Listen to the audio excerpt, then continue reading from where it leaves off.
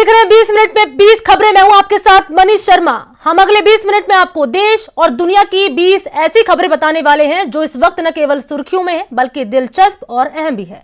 तो चलिए शुरू करते हैं 20 मिनट में 20 खबरों का ये सिलसिला। और सबसे पहले आपको दिखाते हैं राजस्थान की कौन कौन सी खबरें इस वक्त अहम है। तैयारी पूरी है, आपनों बजट संवाद पर संवाद हो रहा है, एक्सपर्ट की राय ली जा रही है। खुद मुख्यमंत्री अशोक गहलोत बजट को लेकर अलग अलग वर्गों के साथ संवाद कर रहे हैं, उनके सुझाव को गंभीरता से सुन रहे हैं और समझ भी रहे हैं। इसी कड़ी में मुख्यमंत्री अशोक गहलोत ने बजट में शामिल किए जाने वाली बिंदुओं पर टैक्स एडवाइजरी कमेटी, महिला उद्यमियों, एनजीओ, सिविल सोसाइटी और खिलाड़ियों से संवाद कर उनका सुझाव लिया। हमने सरकार से मांग की है, आप हाउसिंग फॉर ऑल के रूप में इस वर्ष को घोषणा कीजिए ताकि सबको अपना आवास मिले, सस्ते आवास हो और सरकार को कर के रूप में स्टील, सीमेंट, माइनिंग के रूप में सरकार को आय की प्राप्ति हो। हमने अनुरोध किया है कि महाराष्ट्र की तरह आप केवल 2 महीने के लिए स्टाम्प ड्यूटी में रियायत दीजिए ताकि जो आवासहीन परिवार हैं उनको राहत प्राप्त होगी। सुझाव ये थे कि जो ब्लड रिलेशन और साझेदारी और पार्टनरशिप में स्टाम्प ड्यूटी एक बार तो लग जाती है और भविष्य में जब भी ब्लड रिलेशन में भाई अलग होते हैं, साझेदार अलग होते हैं तो उनसे दोबारा स्टाम्प ड्यूटी ली जाती है। इसलिए मैं मुख्यमंत्री महोदय से निवेदन किया है कि एक बार जिन उद्योगों जिन पे स्टाम्प ड्यूटी लग गई उन आइटम को दोबारा नहीं देनी चाहिए। राजस्थान का विधानसभा का बजट सत्र 10 फरवरी से शुरू होगा। इस बार सत्र को लेकर विशेष एहतियात बरती जा रही है। इसके लिए सदन में जाने वाले सदस्यों का पहले से रजिस्ट्रेशन होगा। उन्हें 8 फरवरी तक रजिस्ट्रेशन कराना होगा। सदन में बैठक के दौरान गलियारों की सुरक्षा की दृष्टि से सदन के नजदीक बने सभी प्रेस प्रवेश द्वारों पर फ्लैप बैरियर लगाए जा रहे हैं। विधायकों और विधानसभा के चुनिंदा कर्मचारियों को अंदर जाने के लिए उनके चेहरे की पहचान यानी फेस रीडर और हाथ के वेव करने पर ही फ्लैप बैरियर खुलेगा। बताया गया है कि 10 फरवरी से शुरू होने जा रहे विधानसभा सत्र के दौरान विधायकों को विधानसभा के मुख्य भवन से सदन के अंदर जाने तक सुरक्षा के इंतजामों से रूबरू होना पड़ेगा। अभी तक विधानसभा के चारों दरवाजों पर पहले से ही फ्लैप बैरियर के जरिए अंदर प्रवेश दिया जाता है, जो कि विधानसभा सदस्य और विधानसभा के कर्मचारियों अधिकारियों के साथ ही यहां आने वालों के लिए होता है। इस बात सुरक्षा की दृष्टि से विधानसभा सचिवालय ने सदन के अंदर जाने वाले सभी चारों दरवाजों पर भी फ्लैप बैरियर लगाए हैं। ये फ्लैप बैरियर इतने हाईटेक हैं कि रजिस्टर्ड लोग ही इनको पार कर सकेंगे। इसके साथ ही सदन के अंदर कोरोना गाइडलाइन का पूरी तरह से पालन किया जाएगा। इसके लिए लगभग 30 विधायकों को कुर्सियों की बजाय सोफे पर बिठाया जाएगा। इन सोफों के सामने किसी भी तरह की टेबल नहीं होगी। जिन विधायकों को सोफे पर बिठाया जाएगा उनके लिए माइक के स्थान पर लैपल माइक की सुविधा भी दी जाएगी ताकि वह अपनी बात सदन में उसी तरह से रख सकें जिस तरह से वह सीट पर बैठकर रखते थे।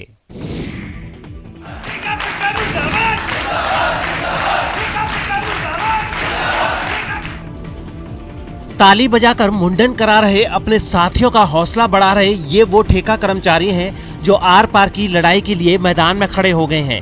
या तो इस पार या उस पार, बीच की कोई राह नहीं है अब दरकार।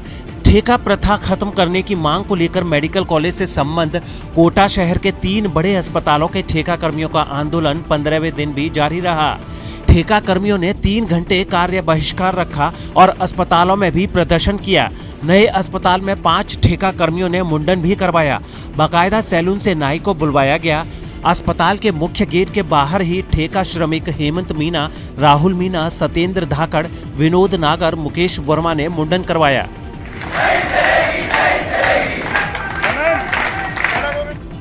इधर एमबीएस में ठेका कर्मियों ने ठेका प्रथा का पुतला जलाया। ठेका कर्मियों के कार्य बहिष्कार से कैश काउंटर, पर्ची काउंटर, दवा काउंटर सहित अस्पताल के कई वार्डों में काम प्रभावित हुआ। आपको बताते चलें कि मेडिकल कॉलेज से संबंध एमबीएस, जेके लोन और नए अस्पताल में करीब 1200 ठेका मजदूर कार्यरत हैं। यह ठेका प्रथा समाप्त करने की मांग को लेकर आंदोलन पर हैं। आपको बता दें कि एमबीएस अस्पताल में 530, नए अस्पताल में 659 और जेके लोन अस्पताल में करीब 150 ठेका मजदूर कार्यरत हैं।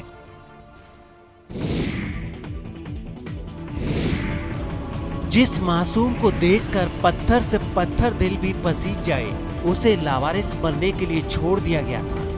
मामला टोंक का है। यहाँ एक कलयुगी मां ने कड़कड़ाती सर्दी में अपनी मासूम को शॉल में लपेटकर सड़क किनारे फेंक दिया था। मासूम के सड़क किनारे फेंके जाने का पता तब चला जब एक किसान खेत पर रखवाली के लिए जा रहा था। उसने तुरंत उनियारा पुलिस थाने को मामले की सूचना दी, जिसके बाद वहां पहुंची पुलिस ने नवजात को लाकर उनियारा CHC में भर्ती कराया। किसी राहगीर की सूचना के आधार पर लेकर के उनियारा चेक कराया। उनियारा चेक कराने के बाद में उनियारा ने उपचार एवं जांच के लिए यहाँ भिजवा दिया गया है। बच्ची स्वस्थ है। उनियारा थाना पुलिस ने अज्ञात मां के खिलाफ मामला दर्ज कर जांच शुरू कर दी है, लेकिन ये मासूम अपनी उस मां से पूछ रही है कि मां, मेरा क्या कसूर?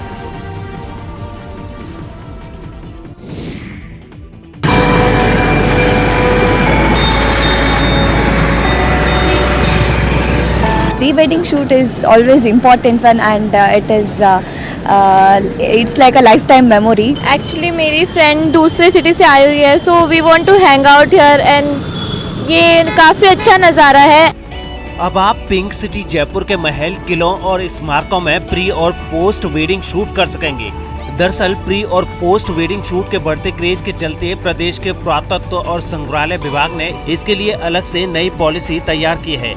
इस तरह की शूटिंग के लिए हर 2 घंटे के लिए इच्छुक व्यक्ति को 5,000 रुपए देने होंगे। इसके लिए 1 फरवरी को अधिसूचना जारी की गई थी।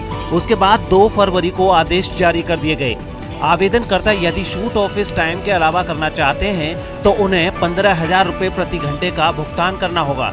अभी तक काफी तादाद में लोग जयपुर के अल्बर्ट हॉल, आमेर और हवा महल जैसे मॉन्यूमेंट्स के प्री और पोस्ट वेडिंग शूट्स करते रहे हैं, लेकिन इसकी कोई पॉलिसी नहीं थी। खैर, विभाग की इस अधिसूचना में लिखी शर्तों के मुताबिक इच्छुक पक्षों को सभी दिशा निर्देशों का सख्ती से पालन करना होगा और शूट्स के दौरान यह भी सुनिश्चित करना होगा कि कोई भी प्राचीन वस्तु क्षतिग्रस्त न हो। इसके अलावा उन्हें यह भी सलाह दी जाएगी कि वे ऐसी फिल्मों की शूटिंग ना करें जो जनता की भावनाओं को ठेस पहुंचाए।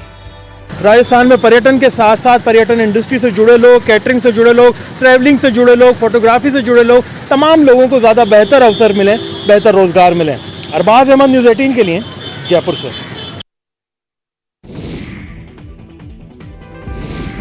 फुटबॉल के बादशाह रोनाल्डो के साथ नजर आ रहा ये मासूम झुंझुनू के 11 साल का धनंजय है। 5 फरवरी को रोनाल्डो ने अपना 36वां जन्मदिन मनाया।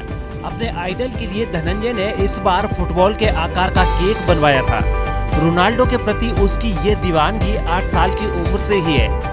दरअसल उसने एक मैच में रोनाल्डो की शानदार साइकिल किक देखी, तब से वह रोनाल्डो का दीवाना हो गया। रोनाल्डो से मिलने की चाहत में वह 2019 में पिता के साथ पुर्तगाल पहुंच गया। जाते समय उसे ये भी नहीं मालूम था कि रोनाल्डो से मुलाकात होगी या नहीं, लेकिन किस्मत ने साथ दिया। वह न केवल रोनाल्डो से मिल पाया बल्कि होटल में रोनाल्डो और उनकी टीम के साथ 4-5 घंटे भी बिताए और स्टेडियम में उनका मैच भी देखा। धनंजय खुद एक फुटबॉल खिलाड़ी हैं और इतनी कम उम्र में वह रोनाल्डो के हर मैच, हर रिकॉर्ड की पूरी जानकारी रखता है। इन सब को उसने अपनी डायरी में लिखा है। उनकी तस्वीरों और अखबारों में छपी खबरों की कटिंग उसने घर की दीवारों पर चिपका रखी है। रात के 2 बजे एक सफेद साया रोड पर दिखाई दिया। इसके बाद वो साया उल्टे पांव से चलता नजर आया। किसी आयोजन में जुटे लोग भी कौतूहलवश उसे देखने पहुंच गए। वहां पर बच्चों और बूढ़ों की भीड़ भी उसे देखने के लिए मौजूद थी, लेकिन सभी डरे हुए नजर आ रहे थे। जैसे ही वह शख्स उल्टा चलता दिखाई दिया, मौके पर मौजूद लोग उसे भूत समझकर भागने लगे। लेकिन जब न्यूज़ 18 संवाददाता पड़ताल के लिए वहां पहुंचा तो मामला दूसरा ही नजर आया। यह एक आदमी रात को 11 बजे, 12 बजे, 1 बजे, 2 बजे जब भी उसका जी जचता था तो वो यहाँ से पैदल निकलता था, उल्टा चलता था, वाइट ड्रेस पहने। सब लोग डरते थे। 2 सालों से सारे लोग डर रहे हैं। ये आज आपके आने की वजह से ये खुलासा हुआ है कि ये एक योगी है और तो सारा डर मिट गया, पूरा सूरसागर का डर मिट गया।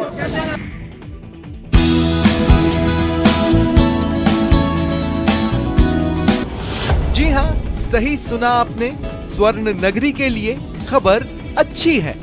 गोल्डन सिटी एक बार फिर से गुलजार होने वाली है। फिर से यहाँ पर्यटकों की भरमार लगने वाली है। यहाँ कोविड काल के दौरान सैलानियों की संख्या काफी कम हो गई थी। इस कारण से एयरलाइंस भारी घाटे से जूझ रही थीं। अब यहाँ के पर्यटन व्यवसायी आगे आए हैं और उन्होंने विमान कंपनी को घाटे से उबारने के लिए एक MOU साइन किया है, जिससे विमान कंपनी और व्यवसायी दोनों खुश हैं। एक हिस्टोरिकल मोमेंट है, civil society plus government in partnership with corporate companies for promotion of tourism.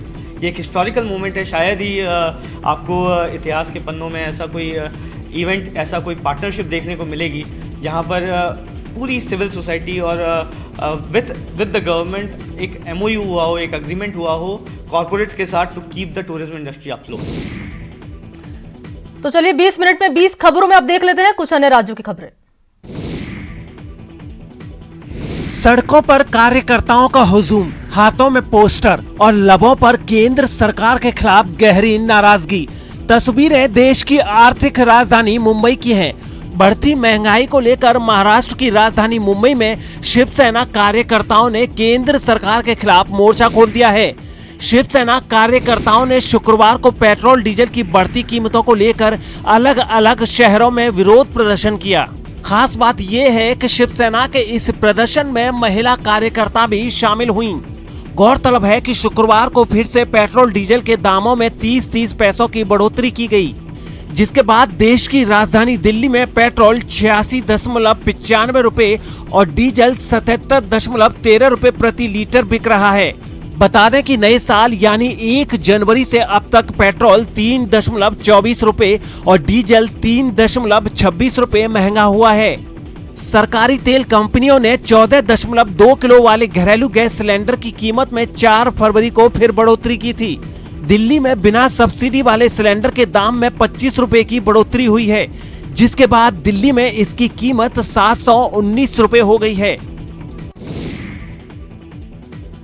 रात का अंधेरा, सड़क पर उल्टी बाइक और पास ही पड़ी पिस्टल। तस्वीरें देश की राजधानी दिल्ली की हैं। दिल्ली पुलिस ने मेवात गिरोह से ताल्लुक रखने वाले एक खतरनाक अपराधी को गिरफ्तार किया है। दिल्ली के कालिंदी कुंज इलाके में एक एनकाउंटर के बाद उसे पकड़ा गया। इससे पहले पुलिस और अपराधी के बीच गोलियां भी चली। गोलीबारी के दौरान उसके पैर में गोली भी लगी थी। पुलिस का कहना है कि अपराधी शाहिद रफीक की उम्र 35 साल है और उसके खिलाफ हिस्ट्री शीट बनी हुई है। उस पर 25,000 रुपए का इनाम था। पुलिस ने उससे एक सेमी ऑटोमेटिक पिस्टल और 6 गोलियां बरामद की हैं।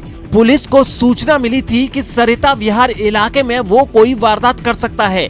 इसी के बाद कालिंदी कुंज में पुलिस उसके लिए घेराबंदी कर बैठी थी। जैसे ही उसने अपराधी को पकड़ने का प्रयास किया, उसने गोलियां चलानी शुरू कर दी। शाहिद पर करीब 30 गंभीर मुकदमे दर्ज हैं, जिसमें से 10 दिल्ली में हैं। वो हत्या, अपहरण, रॉबरी और दूसरे गंभीर अपराधों में शामिल रहा है। पुलिस के मुताबिक शाहिद जिन लोगों के संपर्क में रहा, उसके बारे में जानकारी निकाली जा रही है ताकि पूरे नेटवर्क को पकड़ा जा सके। फरारी के दौरान जिन लोगों ने बदमाश को शरण दी है, उनकी भी मुसीबतें बढ़ सकती हैं। ऐसे में अब देखना होगा कि पूछताछ में ये अपराधी कौन कौन से राज उगलता है। नारियल छीलने की मशीन से नशीली दवाओं की तस्करी की तरकीब काम नहीं आई और कानून के रखवालों ने पूरा पासा पलट दिया। चेन्नई में नारियल छीलने की मशीन में छिपाकर रखी गई 2 करोड़ रुपए से अधिक की नशीली दवाएं बरामद की गईं। इसकी तस्करी ऑस्ट्रेलिया में की जानी थी। सीमा शुल्क विभाग ने शुक्रवार को ये जानकारी दी। दरअसल खुफिया जानकारी के आधार पर चेन्नई एयर कार्गो कस्टम के अधिकारियों ने एयर कार्गो एक्सपर्ट शेड में रखे माल को रोका और डिब्बों में पैक किए गए सामानों की जांच की। डिब्बों में कुल 12 पॉलीथीन बैग में 24.5 किलोग्राम स्यूडोफेड्रिन मिली, जिसकी कीमत 2 करोड़ 45 लाख रुपए बताई जा रही है, जिसे NDPS एक्ट 1985 के तहत जब्त कर लिया गया है। इस मामले में 43 साल के एक तस्कर को भी गिरफ्तार किया गया है। जिस दूध को आप सेहत का साथी समझते हैं, उसकी असलियत आपको हिलाकर रख देगी, आपके पैरों तले जमीन खिसका देगी। आधी रात के बाद जब ये शातिर दूध की सेहत के साथ खिलवाड़ कर रहा था, तभी इसके दरवाजे पर दस्तक हुई। जब इसने दरवाजा खोला तो सामने FDA की टीम खड़ी थी। मिलावटी दूध से मुंबई को बचाने के लिए फूड एंड ड्रग एडमिनिस्ट्रेटिव के कर्मचारी और अधिकारी खड़े थे। टीम को देखकर शातिर की सारी होशियारी हवा हो गई। उसने अपने घर के सदस्यों को जगाना चाहा, लेकिन टीम के अफसर ने उसे ऐसा करने से रोक दिया। मुंबई FDA और क्राइम ब्रांच के अफसरों ने मलाड वेस्ट में दबिश देकर दूध में मिलावट करने वालों के खिलाफ एक बड़ी कार्रवाई को अंजाम दिया। इसलिए आप भी सावधान रहिए और दूध पीने से पहले उसकी पड़ताल जरूर कर लीजिए। रात का अंधेरा और हाड़ तोड़ देने वाली ठंड, जिस कपाती ठंड में निकलने का साहस भी ज्यादातर लोग नहीं जुटा पाते, उस भयानक सर्दी में फावड़े से बर्फ हटाने की जिम्मेदारी मिल जाए तो दिमाग सुन्न हो जाएगा, हाथ कांपने लगेंगे। लेकिन SDRF जवानों के साथ ऐसा नहीं है। उनके लिए चुनौती जिंदगी का अनिवार्य हिस्सा है। तभी तो वो पूरी मुस्तैदी से रास्ते से बर्फ हटाते नजर आए। दरअसल उत्तरकाशी में भारी बर्फबारी की वजह से 12 लोग बर्फ में फंस गए थे, जिनका SDRF की टीम ने रेस्क्यू कर लिया। गौरतलब है कि उत्तराखंड में भारी बर्फबारी देखने को मिल रही है। महीने की शुरुआत से ही मौसम ने यहाँ पूरी तरह से करवट बदल रखी है। इसी को देखते हुए यहाँ सैलानियों की संख्या में खासा इजाफा भी हुआ है। कुदरत की रहमत दर्शाती 2 तस्वीरें, जिसका लोग भरपूर लुत्फ उठा रहे हैं।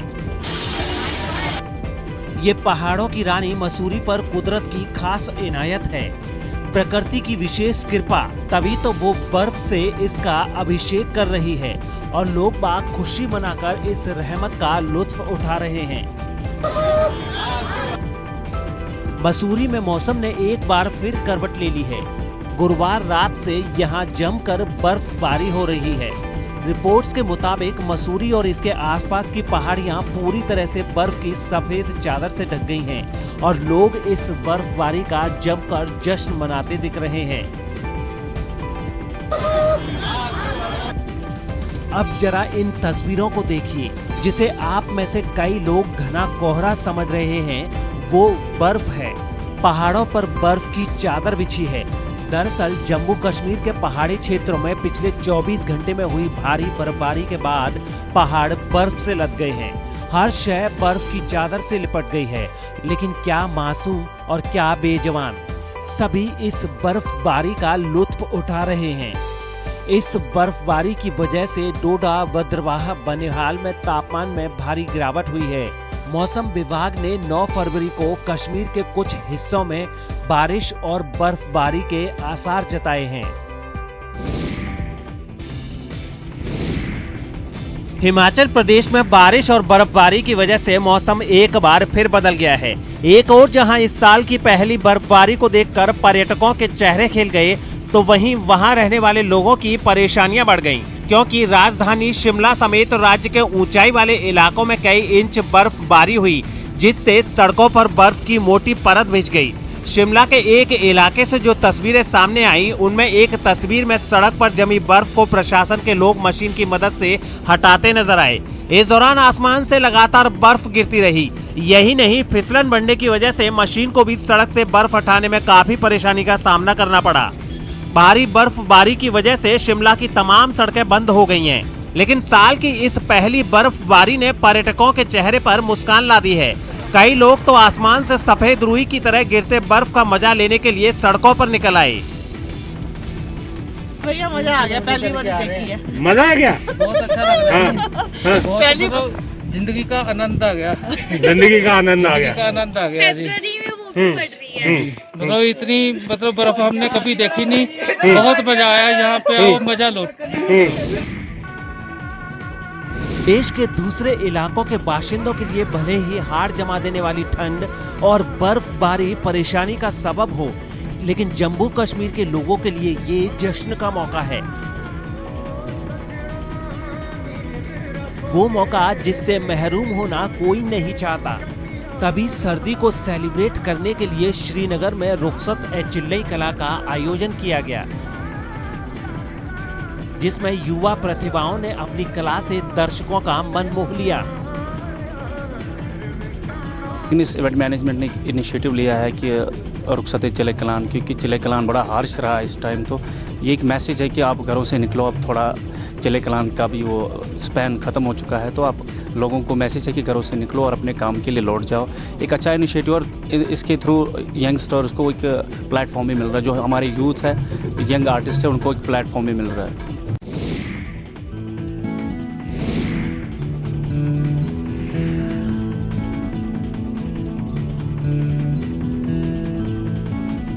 कहते हैं शौक बड़ी चीज होती है। धमतरी में छोटी सी दुकान चलाने वाले ये हैं धर्मूराम साहू। धर्मूराम साहू की दुकान भले छोटी हो, पर इनके पास खजाना है। जी हाँ, ऐसा खजाना जिसे वो सालों से सहेजते आ रहे हैं। धर्मू की दुकान पर रखे ये सिक्के भले आपको आम सिक्कों जैसे लग रहे हों, पर ये खास हैं, बेहद खास। सालों की मेहनत के बाद धर्मू ने इन सिक्कों को जमा किया है। ये उनका शौक है। शौक नहीं है, जान सुन रखे के मतलब मैं पैसा देखो और काका कलेक्शन के शौक अब जो भी है बस ये नोट और सिक्का, नोट है सिक्का है। तो मतलब सहेज के रखता हो तो एक उद्देश्य हो कुछ, तो नया पीढ़ी के बच्चों में आना वाना। हाँ तो ये सब दिखा पर रखे हैं, पुराना नोट मतलब रखे हैं, वही दिखाना है। पहले ये चला थी इसे ऐसे टाइप का, अब आज के सिक्का 10 पैसे ऐसा कौन देखे, इसे टाइप पे गए है नहीं, वही हिसाब से सब शौक से रखे। धर्मू की कलेक्शन में चांदी, तांबे, पीतल और कांसे के बने सिक्के हैं। एल्युमिनियम के बने 5 पैसे, 10 पैसे और 20 पैसे के भी सिक्के हैं। इन सिक्कों का प्रचलन सालों पहले बंद हो चुका है।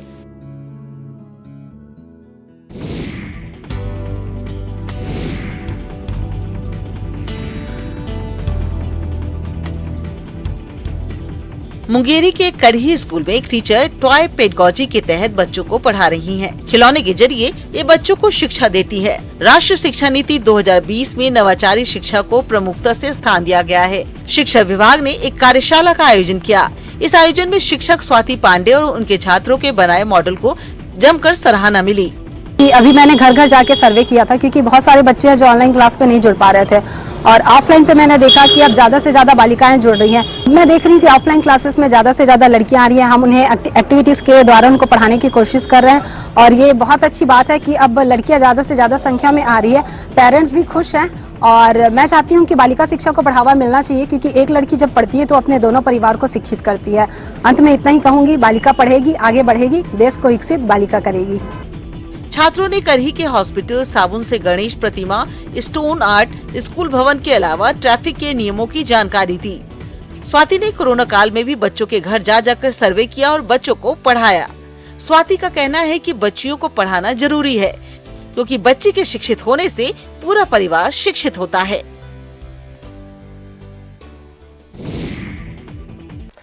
बढ़ते आगे 20 मिनट में 20 खबरों में अब देख लेते हैं कुछ अंतर्राष्ट्रीय खबरें।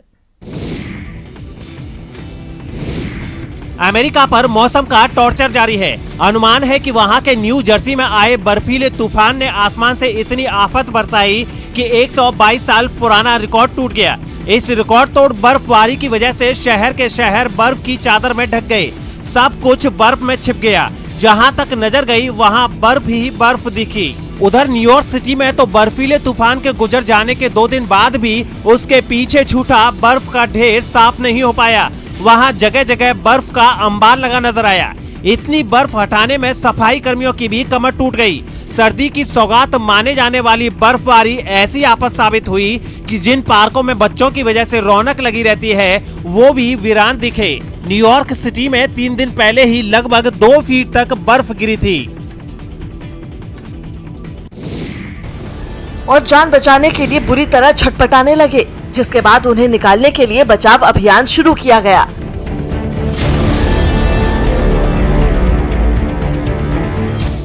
दमकल कर्मियों की एक टीम वहां पहुंची और उन्हें झील से बाहर निकालने की कोशिश करने लगी। हालांकि इतना आसान नहीं था, क्योंकि झील में जमी बर्फ कई जगहों पर कमजोर थी और उसके टूटने का खतरा था। ऐसे में ये बचाव कर्मी धीरे धीरे एक स्लेज के सहारे हिरणों के करीब पहुंचे और फिर रस्सियों की मदद से एक एक कर उन्हें ऊपर खींच लिया। बाद में इन हिरणों को झील की दूसरी तरफ पहुंचा दिया गया। तो चलिए इसी के साथ इस बुलेटिन में इतना ही।